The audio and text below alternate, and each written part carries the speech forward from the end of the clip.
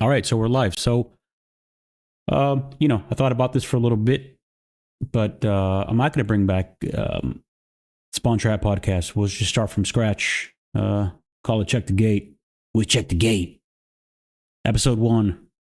And we're going to talk about anything we want. We're going to stream for probably just 30 minutes to start off, and then we'll work our way up to an hour. But it's not going to be like a call-in show. It's not going to be like several people on a show. It's just going to be my thoughts about what's going on in the world of gaming, in the world of politics, and also finance, or whatever it is that's popping.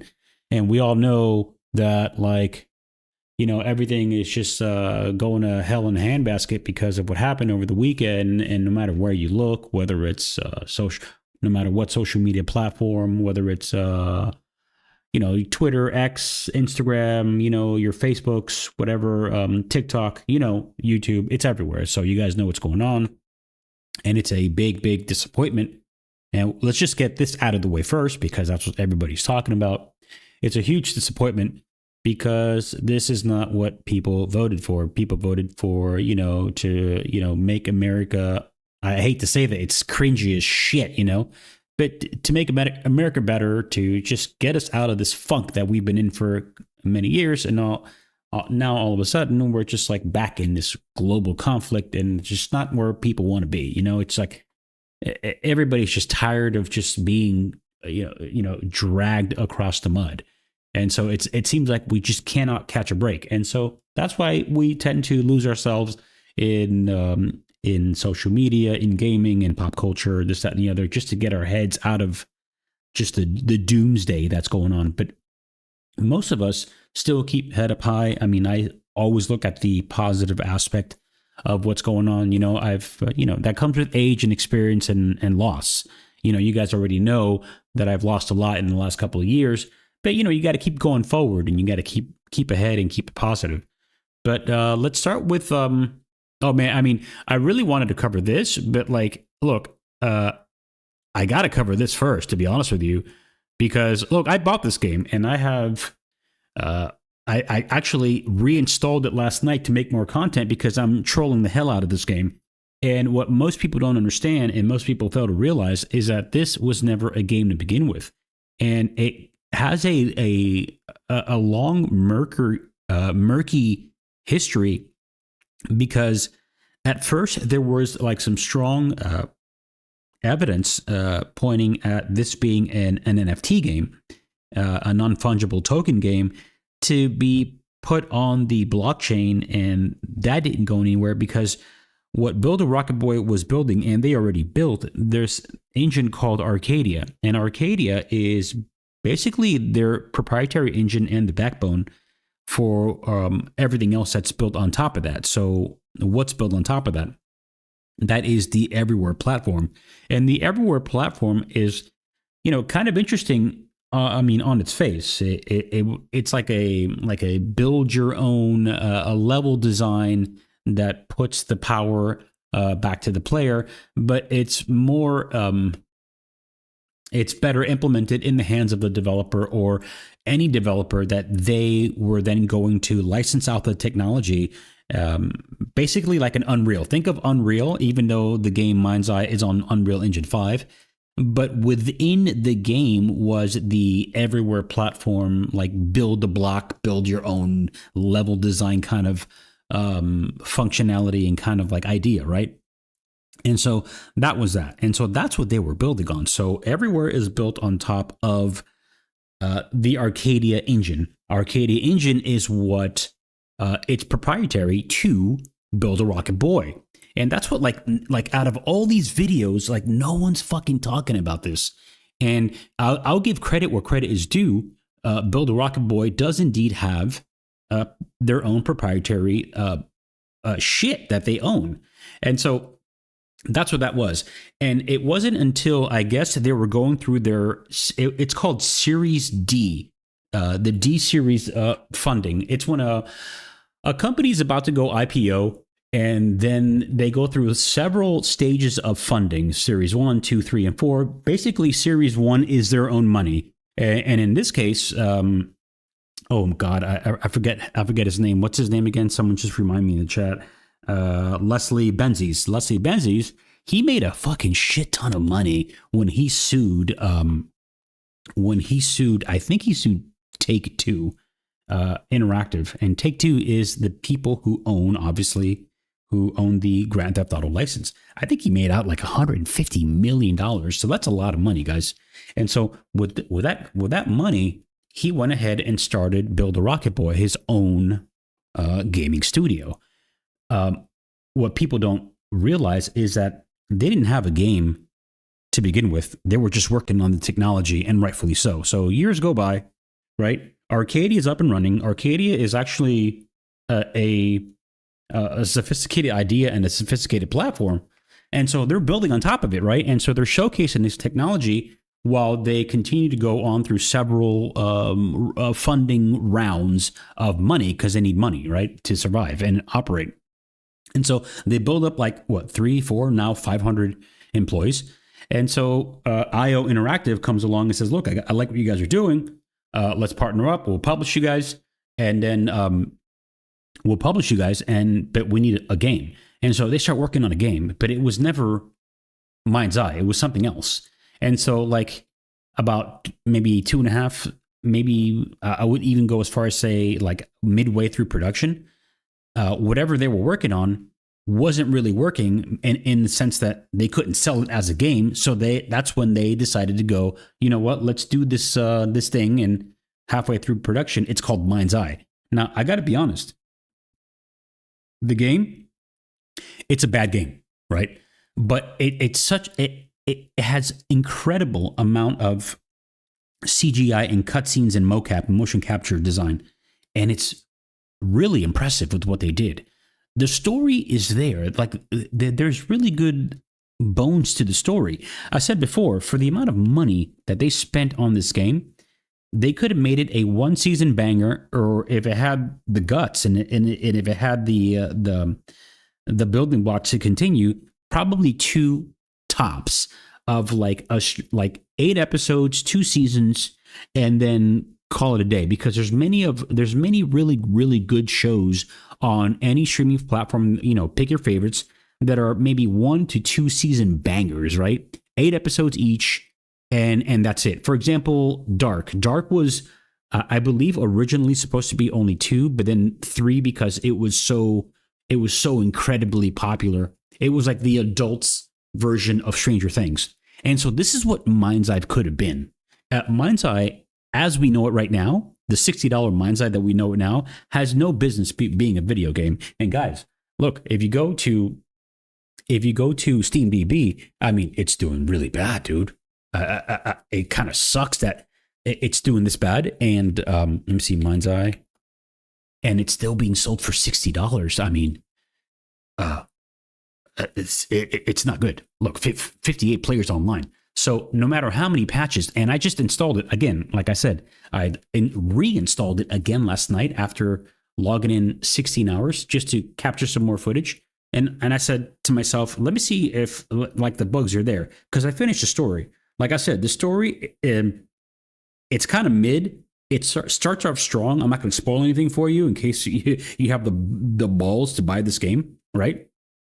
But it ends in a cliffhanger, and it ends like it like the buildup is there, and then it ends in the credits roll, and you're like, what the fuck was that, dude? Like, what was that? And so. That's Mind's Eye. And sure enough, this morning, Mind's Eye developer reportedly hit with layoffs after rough launch. But the Rocket Boy could be letting go of over 100 people.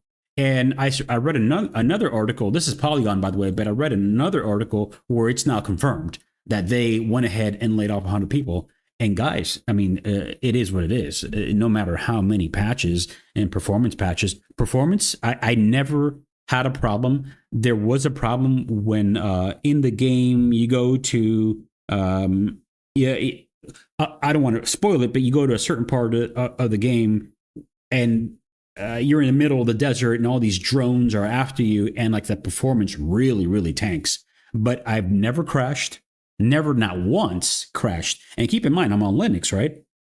Never crashed on a 9070 XT and a 7800 X3D with my CPU. On Linux, I was getting, and I'm not using any frame generation because I don't want to. I want to see how well my new GPU can handle all these games, especially supposedly a AAA game. And so I was getting 70, 80, sometimes 90, but there were times where it would dip below 15 fucking frames per second, bro. And so, I'm starting the playthrough again only for recording purposes and to troll the game. So I'm not there at that part yet, but I want to see if that's been improved. But the bugs and like the people, spazzing out, the NPCs, I mean, it's still there, dude. It's still there. And now that they're letting go of 100 people, I mean, GG. This game is, and what bothers me the most is that this was never a game to begin with. And so this was a proof of concept. And it wasn't even in their like, in several articles, they talked about how it was a proof of concept. And so my feeling is though IO Interactive said, look, dudes, we gave you all this money and we're your publisher. You got to release something. And so they fucking rushed this shit out the door, knowing it was never going to be a game to begin with. So, I mean, that's that. And then we have here, Microsoft adds Steam games to its Xbox PC app on Windows. Xbox insiders get access to Microsoft's new aggregated game library this week. So listen, guys, we saw that, the ROG, Republic of Gamers, the ROG Ally, the handheld during Microsoft's, what was it? Summer of Gaming. I even forgot. I covered it, but I forgot the name of the actual event. And so this is where Xbox is going, okay? And what Xbox fanboys or any console-related fanboys don't understand is that, guys, everything is going digital. And, we're seeing it now, the early stages of, like, people opening up their Switch 2 cartridge case, and it's nothing but a PC code or a digital code inside, so you can then redeem on their online platform, and you have to be online now, even with the physical copy of a Switch 2 game. And so, look, for those of you who game on PC, we all know, like, the days of, like, remember, this is how far back I go, guys. I'm aging myself. I remember playing Diablo 2 and getting the Diablo 2 CD and putting it in the fucking CD drive and shit, dude. It's like, bro, those days are over, dog. So ever since, like, Steam launched, what Valve did, they answered that piracy question and that service question, because they always said, oh, guys, piracy is a service issue. And if we get on the forefront of this, I mean, look how far we've come. And you could bet your ass that this here, their introduction of the ROG, the ROG Ally, but the Xbox branded version, it's a direct fucking response, bro, to the success of the Steam Deck. And what is powering the Steam Deck? Fucking Linux, dude. Linux is like, look, even though we have a very small market share, I would say, barely on a good day, on a fucking Monday, and sometimes, on Tuesday, we get like a 3% market share. And that's because of the Steam Deck. Now, I got to admit, if it wasn't for the Steam Deck, it would be below 1%, because we were always at 1%, right? We were like at 0.97, 0.95 on a good day, but it was always like 0.1%.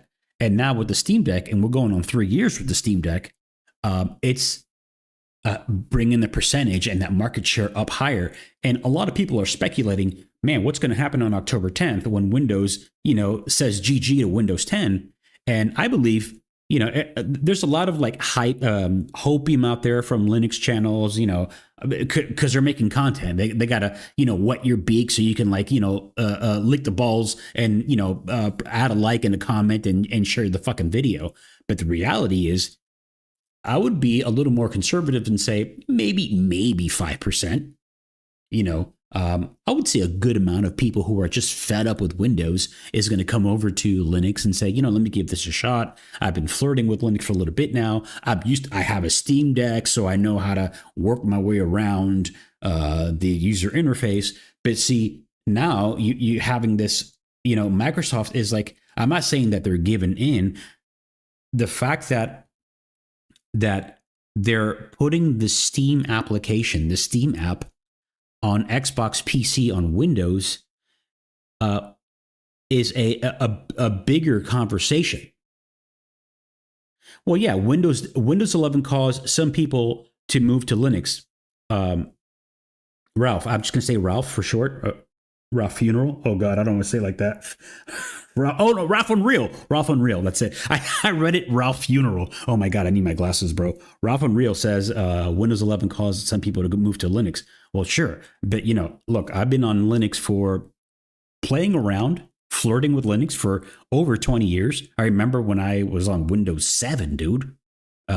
No, when I was on Windows XP, I remember booting up and installing on a separate hard drive, like the early days of Ubuntu. Those days are over, right? But like 10 years ago, I went full blown Linux because I was just fed up with just Windows, dude. Something happened where it erased some of my files on my drive and it nuked one of my drive. I've always had separate many drives, one for the OS, one for gaming, one for recording, one for media and movies. Like I've always had everything compartmentalized. You see what I'm saying? And so I always knew about the issues with the privacy. I knew about, I never really on a personal level, never really liked, what's his name? I'm forgetting already. The guy, I can't believe it. Bill Gates. I really never really liked Bill Gates on a personal level. I don't like his ideologies. I don't like his politics. Not the way he votes. I'm just talking about his like technocratic politics, right? His worldview, basically, right? And then when my wife was alive, we were always on Mac OS, and I was always on both Mac OS and Windows. And so I was aware of the Mac OS walled garden and their ecosystem. But then, like right after Steve Jobs, passed away, I'm like, you know what? Like, Apple is really losing their design philosophy and their, they always used to be about computing, and then they just made everything like mobile. It became safe danger. Like I always said, a big part of Apple died when Steve Jobs passed away, and so now it's just like I tried. I bought a Mac Mini like about I think earlier this year just to install DaVinci Resolve because editing on Linux is just a nightmare. But now I learned to cope with fucking Kdenlive, and I'm saying to myself, man, the user interface and the user experience on Mac OS is just garbage, bro. It's absolute garbage. And when you look at Linux and when you look at GNOME, right? GNOME, it's funny that I say this, but GNOME does Mac OS better than Apple. Like, like when I was using the Mac Mini, and that little thing is a beast. I gotta admit, it's a technical marvel. But the user interface and what Mac OS has become, it's just like, how do people do it, dude? And I think it's just like, Stockholm syndrome, because they're so tied into their own ecosystem and everything is tied in. Like I remember like booting up I didn't do anything. I just booted up for the first time the Mac Mini, and all of a sudden I'm seeing my text messages appear on my monitor, and I'm like, oh my God. It's because like the Mac Mini, just because I had the Bluetooth on my iPhone, the Mac Mini picked it up and realized, oh look, Check the Gate logged into a new Mac Mini, and he's also logged into his iPhone. So let me fucking display his text messages on screen on the monitor. I'm like, whoa, dude. I mean, by default. And they talk about like being all privacy and shit. So to go back to Windows, Windows just fucking started dropping the ball, dude. Especially with Windows 11. And I see it maybe going to like a 3%, like a strong 3. Steam is also, Valve is also working on the Steam Deck too. And that seems like, yes, you know what's crazy is that DaVinci Resolve was originally developed for Linux. And here in South Florida, bro, like right next to where I live, right? The developers were from Coral Springs, Florida. And so they sold it to Blackmagic Design way back in the day, and they made out like a bandit. And so when Blackmagic Design took over, that's when they went multi-platform. And now even Windows users who use DaVinci Resolve complain that it's very Apple-fied, if that's a word. It's very Apple-like the user interface, the UI, the UX, right? The way it performs. And it kind of looks like, and I used to edit on, when I used to be on Mac, I used to edit on Final Cut Pro before they changed and overhauled the entire UI UX and made it look like iMovie. That's when, if you look back over 10 years ago, when Apple did that and they changed the UI to look like iMovie, that's when a lot of like professional editors on Apple, on Mac OS, started bouncing out and went to not DaVinci Resolve, but they went back to Adobe Premiere Pro before it became part of the Adobe Premiere CC Creative Cloud because Adobe knew that they had a piracy problem, right? And they're like, you know what if we go subscription based? And so now you fast forward 10 years and Final Cut Pro is okay. But if you look at the user interface of DaVinci Resolve, it's like almost like a carbon copy of Final Cut Pro. And it performs very well. I gotta be honest. It is awesome. The problem with DaVinci Resolve on Linux is that if you're on anything outside of what they recommend, and if you're on AMD, which AMD relies on the ROCm library, the ROCm, the ROCm, some people just call it ROCm, ROCm, right? Whatever. It's just a suite of libraries that is needed in order to run a program like DaVinci Resolve. Now, if you're on an NVIDIA GPU, I mean, it's easy peasy. You can get it running no problem, but it also depends on the kind of distribution you're running. And there are many tools out there, like on Fedora, you have, I believe, it's called DaVinci Helper. It's a little program that you can download from GitHub, and it allows you to run DaVinci Resolve. And what it does is when you run that program, it downloads all the necessary libraries to get it running. So but basically, it's a fucking nightmare, dude. Now, when you're on AMD, it's even worse. So I completely gave up, right? That's why I kept my Windows PC. I have two PCs. I have a Windows-based PC, which is on Windows 10, and I have my Linux machine, which is my main rig, right? Now, I got to be honest, I haven't turned on this Windows PC in over, I'm saying, 2 weeks? Because I said, you know what? I'm like sick and tired of recording gameplay, then having to put all that gameplay on a little USB drive, and then you flash it onto the USB drive, then you turn on your Windows PC, you have a USB hub, you press that button, you put your Linux PC to sleep, then you turn on your Windows PC. I mean, it's a process. I'm not going to sit here and bitch and complain about it, right? But then I'm like, how bad really is Kdenlive? And so that's where I've been editing all my shorts. If you see all my shorts, they're all edited on Kdenlive. If you see my past 8 to 10 videos, but also I've been now flirting with Blender, and Blender is a well-capable editor. The only problem is that coming from an editing standpoint of view, from an editor's view, I've been editing for over 25 years, bro. I'm aging myself here. Dude, I used to have Adobe Premiere Pro when it was like on discs, on DVDs, dude, right? That's how far back I go. And so the only problem with Blender is that it's more catered towards 3D effects artists, and it's awesome, right? And it's free and open source. But I say this, dude, I tell everybody this, if Kdenlive, if the devs of Kdenlive and the devs of Blender, if they can because we have a problem with we don't have a problem with content creation on Linux. It's just that the tools aren't there 100%. So I reached out to to CachyOS, the devs of CachyOS, and this is what I'm on. I've been on CachyOS for I think 6 to 8 months now. No, longer actually. And I actually tweeted out to them and I said, "Yo, would you guys ever consider for your future builds to when you install CachyOS from scratch to really go the route that kind of Nabara is doing?" And so Glorious Eggroll, Nabara OS. So Glorious Eggroll is the brains behind Nabara, right? And so what he has done, because he knows he's a gamer, he's a content creator, and a developer for, I believe, Red Hat, right? Which are the people behind Fedora, right? And so the way this guy developed and coded Nobara, dude, it's ready to go out of the box, right?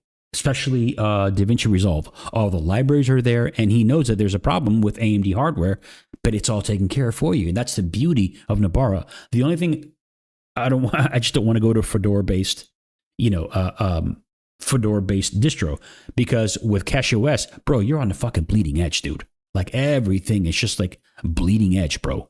Like when something reaches the Arch repos, I mean, you're there and you got it, easy peasy, lemon squeezy. And so I reached out to them. I said, "Yo, would you guys consider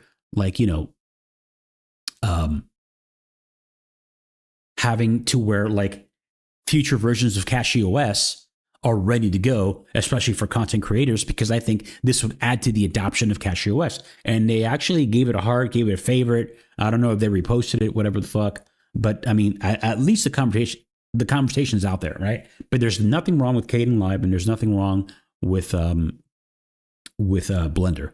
Now, another thing too that I saw this week is that this here is, and you can tell because of the fact that it's horizontal, that it's going to be a thing for mostly Steam Deck users, but I don't mind using this. And what is this? This is Steam's overlay FPS counter. It went from a simple FPS counter on the top, wherever you wanted it, top left, top right, to now a full-fledged like metric system of like CPU temperatures, percentage, like your real frames, your upscaling frames, your GPU temperatures, everything, dude. And man, usually if you wanted something like this, you would need Mango HUD. And someone posted, said, I wish that Steam did this. I'm like, yo, that's not Steam's overlay. That's actually Mango HUD. And Mango HUD already does this. But, I'm all for minimalism. I'm all for like not having too many programs on your computer. I mean, it's your computer. You can do whatever the hell you want, right?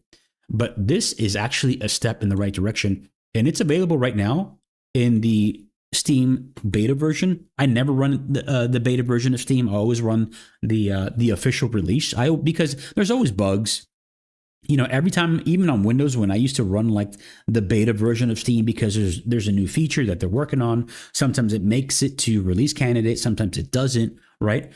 I always said, let me just run the official because I'm running into too many bugs. Right? Especially like mid game, your game crashes for no apparent reason, and then you realize, oh shit, it's the fucking beta version of Steam, right? Because I wanted to use this feature that I barely use. But now that it's like in the pipeline, in the works, I think this is actually a really nice addition to those to Steam, bro.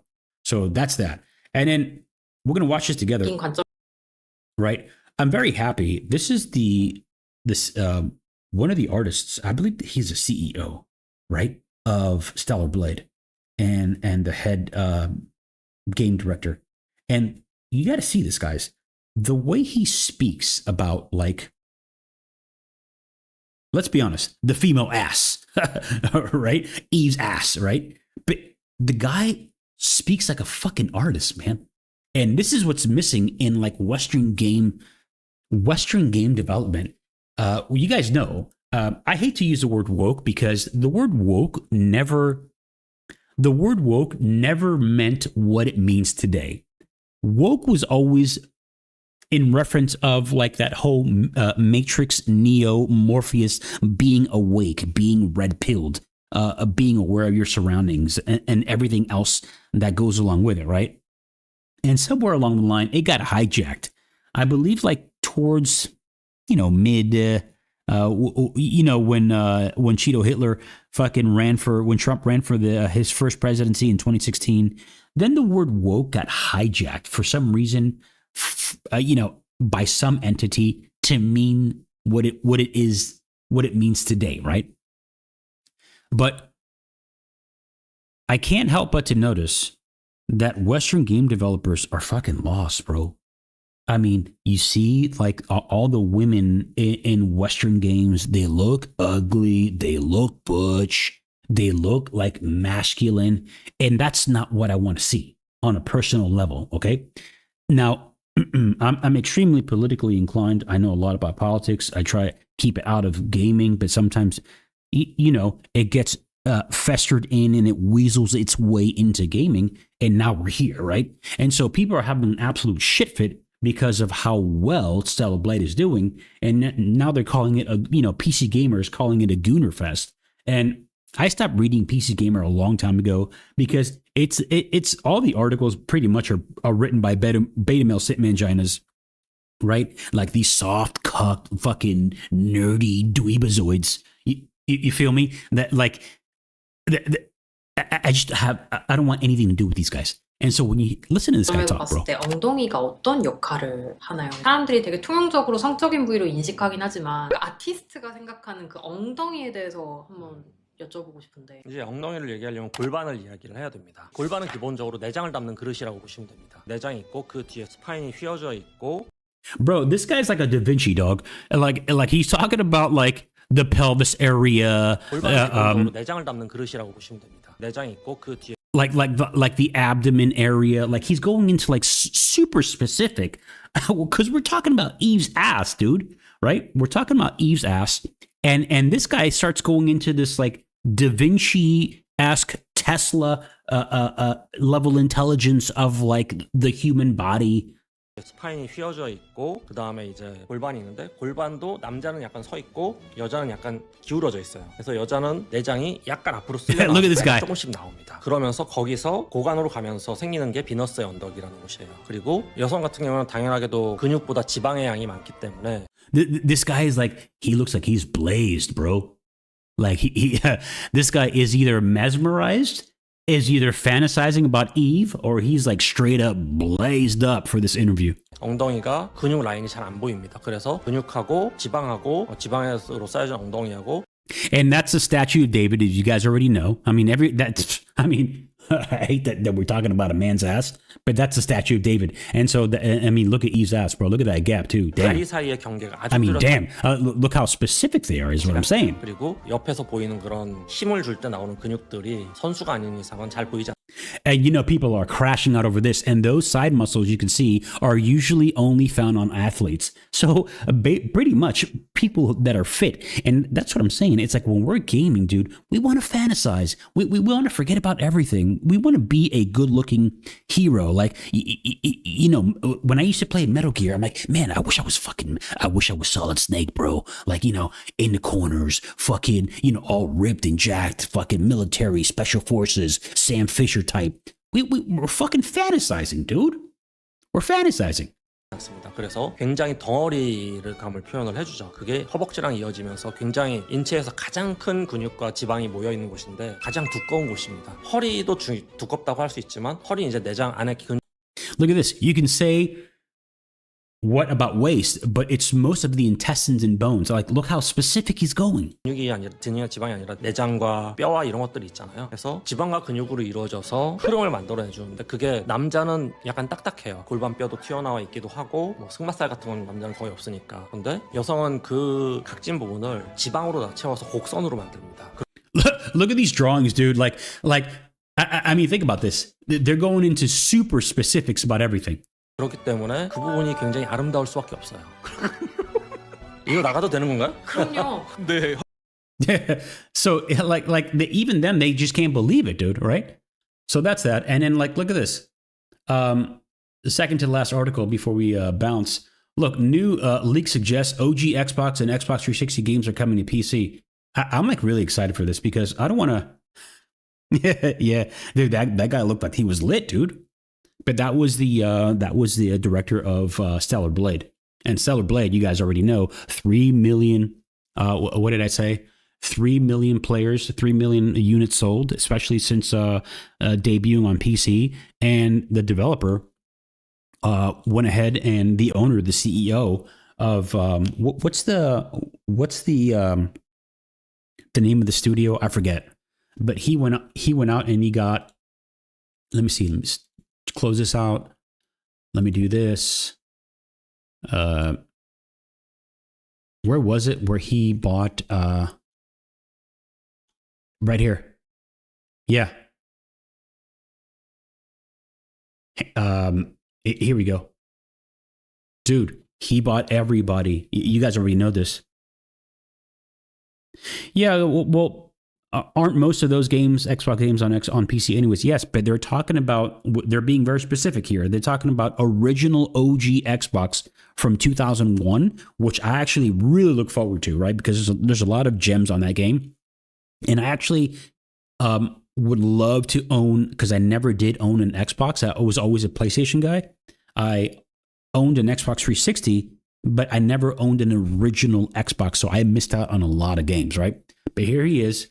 He bought everybody, his entire team, dude, Switch 2s. And this is like almost like $1.5 to $1.7 million that he spent on his entire staff. You know, last year they got a bunch of PS5 Pros. This year they got Switch 2s. And they all got raises. And I said, that's how you use. I said, CEO Shift Up Jammered gifted his entire team Switch 2s for the recent Stellar Blade success for selling 3 million copies. Total boss move. This is how you run a gaming company. So you see this, right? So you see this, and then you see this, bro. Now keep in mind, their fourth round of funding was $110 million. And a lot of that came from IO Interactive, right? And then they release this. And then you compare that to this. Right? I mean, the numbers speak for themselves is what I'm saying. So, new leak suggests OG Xbox and Xbox 360 games are coming to PC. Now, you can run this on emulation, right? You can run emulators. And the original, I believe, Xbox, I'm just going to call it Xbox One. There are emulators out there, but I believe that the Xbox 360 emulators run even better, right? Because it's just like they were able to emulate that engine much better than the Xbox One. But there are emulators out there, and most of those games run like easy peasy. But the problem is this: if Xbox, this is just a leak, and it's not confirmed yet, but I believe that this is coming, right? If they can not be too greedy, right? You know what they're going to do. If they're going to release this, they're going to include it into the Game Pass system. But if they were smart, right? I mean, most of these games are what, not 25 years old, these games? Obviously, they're not going to cheapen out games like Halo and Gears of War. But bro, listen, max, I would say anywhere from $4.99 to $9.99 per game, or even cheaper. And they have to start adopting sales like Valve does. And if my suspicions are correct, you know, with, you know, Microsoft adding Steam games to its Xbox Windows app, I assume that they're going to start adopting the whole, you know, sale mentality. Now, there's a lot of games, Xbox games, that are already on Steam, and they do get their nice little chunk of discount, right, during Steam sales. And we have a Steam sale coming up, guys. I believe it's coming up at the end of the month. Let me see, Steam sale summer 2025. It starts, the official dates are, I believe, when is it? It's towards the end of this month, right? May 25th, June 2nd. So Steam sale is, when is it, dudes? I think it's the end of this month, or it's July somewhere. I forget when it is. When is Summer Steam sale 2025? June 26th. So guys, it might go on sale this Thursday. So it says June 26th to July 10th.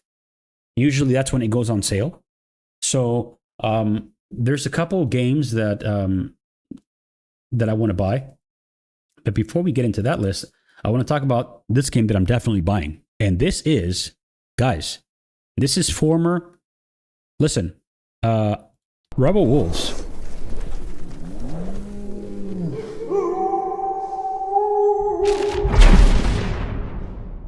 Guys, Rebel Wolves is a bunch of like CD Projekt Red devs who said, you know what? Like, we don't like where this company's going. We're bouncing out. we're making our passion projects. So this is pretty much a Witcher 4, right? An unofficial Witcher 4, but vampire version, right? And all recorded on PC. Now, keep in mind, this is pre-beta, so you can say, like, you know, post-alpha or the last stages of alpha before going into pre-beta, right? Let me turn this down a little bit. But I knew, like, the pedigree that... Hello, my name is Daniel Sadowski, The pedigree of CD Projekt Red is just, like, you know, unparalleled, bro. All right? and I'm the design director at Rebel Wolves.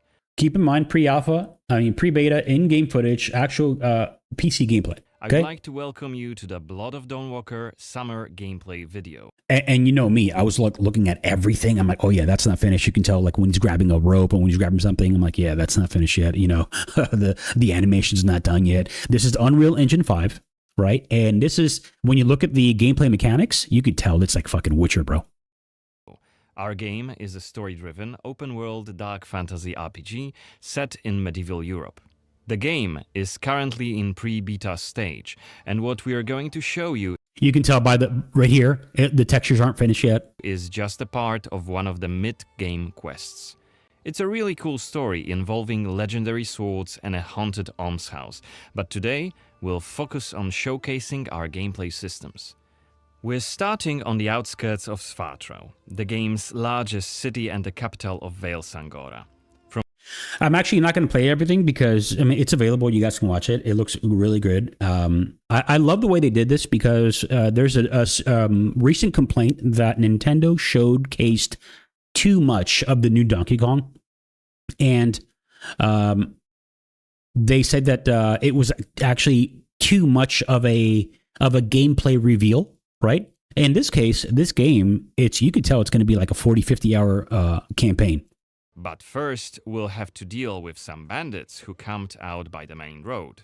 Traveling through Vale Sangora is never boring. The world is dense with quests, random encounters, and locations steep in lore. This will be a great opportunity to show you our combat system. Our goal was to make the player feel like a real swordmaster who closely observes his enemies.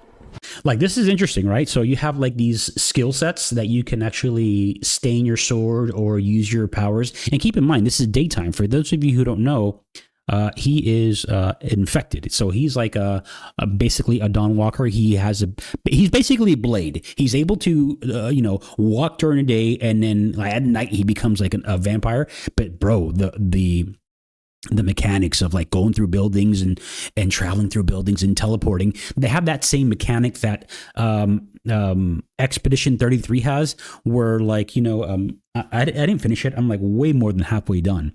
But when you go from one platform to another, you kind of like teleport. It's like kind of like that teleport mechanic. It's fucking amazing. We'll begin this fight by using acrid dust to stun one of the enemies. Now, when you attack, you choose one of 4 directions: up, down, left or right, in order to hit the opponent where he's unable to parry. And similarly, when defending, you have to take note of the enemy's intent and the direction of the attack. On the left side of the screen, just above Karin's health, you have activation charges that will be filled in with each successful attack, block and parry. Once they are full, you can use one of the active abilities which allow you to take a more tactical approach. Well, here we go, fighting. watch. We started the fight by throwing some acrid dust. And now let's cast Burning Blood. It's a hex which boils the enemy's blood and burns their skin. Bro, how dope is that, dude? So he cuts his own hand, right? And then by cutting his own hand, he boils the blood of his enemies, dude. I mean, that shit's dope, though. I love to see that shit because I love fucking vampire lore. Dealing physical damage. Watch this. Allow you to take a more tactical approach to fighting. We started the fight by throwing some acrid dust. And now let's cast Burning Blood. It's a hex which boils the enemy's blood and burns their skin, dealing physical damage over time. Alright, time to finish this fight. Let's use the final activation charge to cast the artery attack. This is great. Oh, Oof. which actually decapitated the last opponent. And so this is like medium gameplay, like medium difficulty. So could you imagine, like, and he says it towards the end of this presentation, that on the hardest difficulty, this game's going to be hard as fuck, bro. I mean, this is going to be like, you know, Elden Ring level. Our hero quickly dispatched the bandits, so let's loot But a few items. Let me fast forward a little bit. I mean, great looking cutscenes too. Not on the level of like, you know, photorealistic like Mind's Eye. Doubly so. The music is always Life dope. joins our They're known for wonderful music. I mean, you guys know the music of The Witcher 3, right? But listen, when he goes, check this out. When he goes and it's nighttime. Or there are still a few clues to be found in order to solve this story. It's worth mentioning that narrative sandbox also means that we may completely abandon. Now we have 22 days left. Now to watch this. complete When he goal. goes from like one This platform to counter another. is always displayed, and you will be warned each time it's pushed forward. This is the mechanic I'm So talking you have about. to be aware of the time, and it's more of a resource you will be spending than a racing clock. So what he's talking about is that you have 22 days to save your family, right? And you can play the game any which way you want, but you have to, there's going to be like consequences in your gameplay and your decision making, which I think it's freaking fascinating, dude. Right? So it's very possible that none of us here who are going to play this game will ever see the same ending ever, unless you do multiple playthroughs. You feel me? As a vampire, you'll see and experience the world from a different perspective. You can travel quickly and easily access places beyond the reach of regular humans. Let us show you what we mean. Here we go. This is Shadow Step, See? a unique vampiric ability allowing Cohen to jump to almost any place within his reach. Now, let's take a good look around using the focus mode. This ability So notice how, like, man, we always go back to Arkham Asylum. Notice how Rocksteady have really revolutionized, and that's why, bro, go on. Listen, here's an exercise. Go on ChatGPT and ask Chat. Say, look, man, why was the 2007 gaming? Why was 2007? Why was it praised so much for gaming? And it'll go into this super long, in-depth like explanation as to why that era of gaming has forever changed the industry. And that's when we got like BioShock. That's when we got Call of Duty Modern Warfare 4, Call of Duty 4 Modern Warfare. That's when we got like Arkham. We got, what did we get? We got Arkham Asylum. And this mechanic here, this is from when you go into detective mode. And it's amazing. Now in 2025, and this game's coming out in 26, we have technology that's almost 20 years old, bro. Yeah, well, yes, it did come out in 2009, but it's part of that, like, it's part of that era that started in 2005, 6, and 7, and then it peaked in 7, and then we had extra, we had that technology carried over into the early 2010s, right? Before all this nonsense about, games as a service. You feel me? using the focus mode. This ability highlights objects of interest and loot. And there is something right here. This time it's just some items to grab, but on other occasions, who knows, you might come across a hidden quest. Looks like our health is quite low. This is because as Oh, watch this, bro. When he has to feed, this is like super interesting. a vampire, your health bar also represents your hunger level, and you start each night thirsting for blood. Remember, you have to quench this appetite in order to make full use of your vampire abilities, and rein in your monstrous nature around NPCs. Otherwise, you may end up draining someone important, which may lead to unpredictable consequences. So could you imagine if you're hungry and you need to feed and you fucking kill the wrong person, or you feed on the wrong person, a person that was actually, was supposed to proc a further sideline or the main storyline? Like, you'll be fucked. We'd better feed then. Maybe on someone who is standing all alone. Like this drunkard. Let's grab him and use Voracious Bite ability. Now watch this. Look at his health bar on the bottom left-hand corner, right? He's like a little bit less than half, so you don't have to go all the way, but watch this. Unless you lose control due to hunger, you get to decide how much blood to drink. You can drain just a bit and knock your victim unconscious, or go all the way and kill them. And if you're adamant you don't want to hurt innocent humans, you can drink from animals and some other creatures. Dude, that is sick, dude. Finally, we are at the cathedral, but it seems to be closed for the night, and the entrance gate is well guarded. Let's find another way in. All right, so you guys already seen that. I mean, I just wanted to give you my 2 cents on that. And I'm actually glad to close out the show. This shit fucking dipped down below like 99,000. And I'm like, of course, it's because of the shit that's going on in the world and we can't stop talking about it, right? But like, guys, we don't want to go to war. I mean, trust me, whether you're for or against, or you're not, exercising the knowledge of geopolitics, right? We don't want war. We don't want any of this crap. But this, like fucking BTC, dipped down way below 99,000 and it recovered like gangbusters, bro. So I'm glad to see that. But yeah, guys, I just wanted to cover a couple of articles today. I went into great depth of it sucks that people but when you release a shitty project, these are the consequences, right? But now it's coming out that there were a couple of reports and videos today that they actually remember when before the game launched, they were blaming bot accounts or people that were paid to post negative sentiment about this game before it even launched, and how those people were being paid by Rockstar. Bro, fuck around and find out, dude. Like, you think Rockstar has the time or the interest, right, to pay people to trash your game online when they're too busy working on a fucking masterpiece that's about to break world records? Hey guy, look, they're about to break their own record. 2013, Grand Theft Auto 5 sold $1 billion in less than 72 hours, okay? And this game is still selling millions of copies every year. Not this game. I'm talking about Grand Theft Auto, okay? So that's that, guys. This is the first episode of hopefully many. Make sure you rate, comment, subscribe to the channel. I also, release little shorts here and there's meme videos.